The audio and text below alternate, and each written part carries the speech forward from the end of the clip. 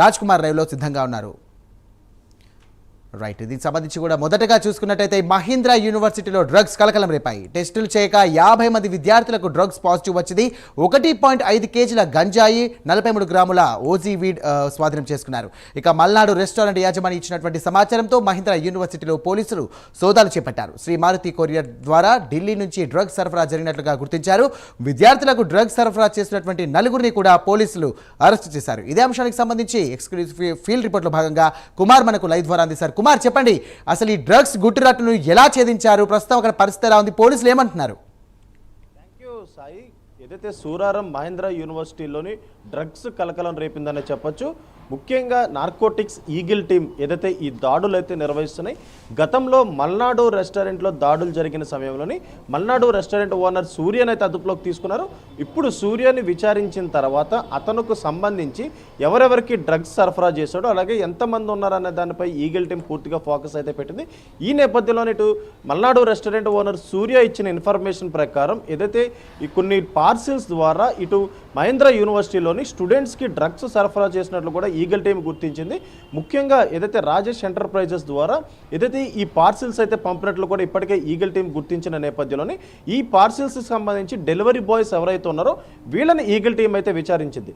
వీళ్ళు ఇచ్చిన ఇన్ఫర్మేషన్ ప్రకారం ఈ రోజు కొద్దిసేపటి క్రితం ఇటు యూనివర్సిటీలోని ఇదైతే ఈగల్ టీం ఏదైతే దీనికి సంబంధించి సోదాలు అయితే నిర్వహించారు. ఈ సోదాల్లోని 1.5 కిలోల గంజాయి అలాగే ఓజీ వీడ్ కూడా దొరకడం జరిగింది.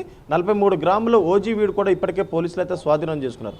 ముఖ్యంగా చూసుకున్నట్టయితే నైజీరియానికి సంబంధించిన నిక్ అనే వ్యక్తి దగ్గర నుంచి కూడా వీళ్ళు డ్రగ్స్ పార్సిల్స్ అయితే తీసుకున్నారు. ముఖ్యంగా దీనికి సంబంధించి అంటే ఈ కాలేజీలో దినేష్ అనే వ్యక్తికి సంబంధించి 2 పార్సిల్స్ అయితే వచ్చినాయి. వీటన్నిటిని కూడా ఈగల్ టీం గుర్తించిన తర్వాత ఈ రోజు ఈ దాడులు అయితే నిర్వహించారు. అలాగే మరొక పక్క ఇటు విద్యార్థులు సుమారు 50 మంది విద్యార్థులకు డ్రగ్స్ పాజిటివ్ కూడా వచ్చింది. వీళ్ళందరికీ టెస్టులు చేసిన తర్వాత వీళ్ళందరికీ డ్రగ్స్ పాజిటివ్ అయితే రావడం జరిగింది. అలాగే ఇందులోని నలుగురు ఏదైతే ఈ డ్రగ్స్ సరఫరా చేస్తుంది ఎవరైతే ఉన్నారో ఈ నలుగురిని కూడా పోలీసులు అదుపులోకి తీసుకున్నారు. ఇందులో 2 విద్యార్థులు ఉన్నారు.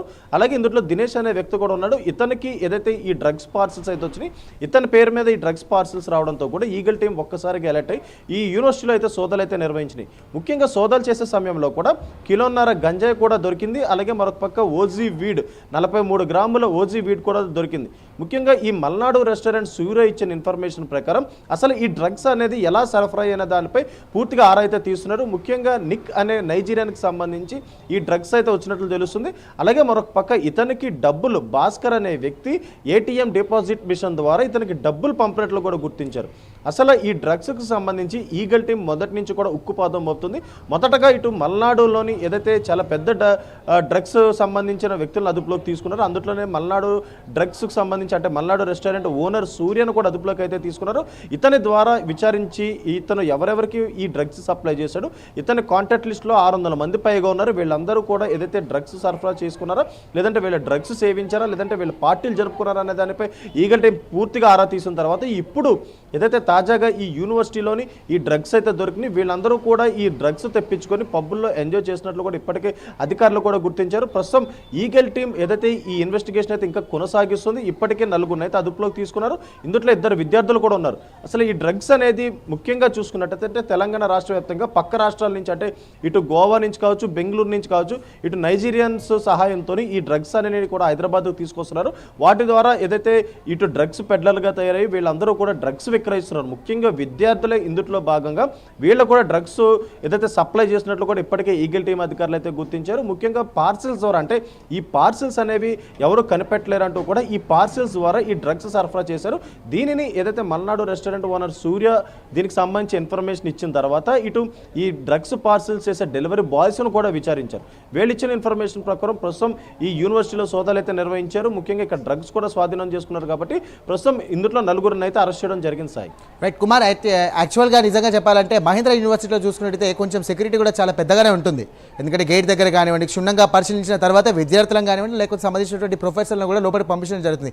ఎక్కడ లోపం ఏమైనా జరిగిందని చెప్పేసి ఏమైనా పోలీసులు భావిస్తున్నారా? కాలేజీ యాజమాన్యానికి సంబంధించి ఏమైనా హస్తం ఉండే అవకాశం ఉందా ఇందులో? ఎస్ఐ ముఖ్యంగా ఇటు యూనివర్సిటీలోని సెక్యూరిటీ మాత్రం చాలా ఎక్కువ ఉంటుందనే చెప్పొచ్చు. ముఖ్యంగా హైదరాబాద్లో ఉన్న యూనివర్సిటీలోని మొదటగా సెక్యూరిటీ గేట్ దగ్గర ప్రతి ఒక్కటి వెరిఫై చేస్తారు. ఇట్లు బండ్లు వెళ్ళినా సరే, కార్లు వెళ్ళినా సరే ఖచ్చితంగా వాళ్ళందరూ చెక్ చేసే పంపిస్తారు. కానీ ఈ విద్యార్థులు వేరే రూట్ అయితే ఎంచుకున్నారు. ఇది పార్సిల్, అంటే పార్సిల్స్ అన్ని సీజ్ అయ్యి వస్తాయి కాబట్టి వాటిని ఓపెన్ చేసే విధంగా ఉండవు. ఎగ్జాంపుల్ మనం తీసుకోవచ్చు, ఇప్పుడు ఏదైనా సెల్ ఫోన్ ఆర్డర్ పెడితే ఇది ఫ్లిప్కార్ట్ నుంచి కానీ, అమెజాన్ నుంచి కానీ, పలు వెబ్సైట్లు అంటే ఈ కామర్స్ వెబ్సైట్ల నుంచి ఈ పార్సిల్స్ వస్తాయి, కానీ వాటిని ఓపెన్ చేయరు. ఇవన్నీ సీల్ చేసి ఉంటాయి కాబట్టి ఇప్పుడు వాళ్ళు దొరకకుండా ఉండేందుకు ఇదే మార్గాన్ని అయితే వాళ్ళు ఎంచుకున్నారు.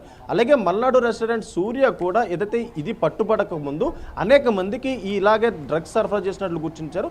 రాజేష్ ఎంటర్ప్రైజెస్ ద్వారా ఈ పార్సిల్స్ అయితే వెళ్ళడం జరిగింది. ఈ పార్సిల్స్ వచ్చిన సమయంలో కూడా ఇటు గేట్ దగ్గర కూడా వాళ్ళని జస్ట్ ఈ బాక్సులు చెక్ చేస్తారు తప్ప దాంట్లో ఏమున్నదనే దానిపై పూర్తిగా అయితే దాన్ని చెక్ చేయకూడదు. కేవలం సీల్ చేసి ఉంటుంది కాబట్టి ఎవరికి వచ్చిందో వాళ్ళకైతే పంపిస్తారు. ఈ నేపథ్యంలోని ఈగల్ టీం కూడా వీళ్ళు పార్సిల్స్ ద్వారా డ్రగ్స్ సరఫరా అయిందని గుర్తించిన వెంటనే ఫస్ట్ డెలివరీ బాయ్స్ని అయితే విచారించారు. వాళ్ళు ఇచ్చిన ఇన్ఫర్మేషన్ ప్రకారం దినేష్ అనే వ్యక్తికి ఈ డ్రగ్ పార్సిల్ 2 సార్లు అయితే వచ్చింది. ఈ 2 సార్లు ఎలా వచ్చిందనే దానిపై ప్రస్తుతం ఎంక్వైరీ కొనసాగుతుంది. అలాగే ఇక్కడ ఉన్న యూనివర్సిటీలోనే హై సెక్యూరిటీ ఉంటుంది, కానీ ఈ బాక్సులకు సంబంధించి కూడా లోపలైతే వెరిఫై చేయరు. కేవలం ఎవరికి వచ్చింది ఏంటనేది మాత్రం అయితే సెక్యూరిటీ చూస్తుంది. అలాగే మరొక పక్క ఇటు కాలేజీ యాజమాన్యం హస్తం ఉందా అంటే ముఖ్యంగా చూసినట్టయితే గతంలో కొన్ని కాలేజీలు కూడా హస్తం ఉండగా ఈ డ్రగ్స్ సరఫరా కూడా చాలా జరిగినాయి అంటే గతంలో. ఇప్పుడు తాజాగా దీనిపై మాత్రం ఇన్వెస్టిగేషన్ అయితే జరుగుతుందని చెప్పొచ్చు Sai. Right, thank you Kumar.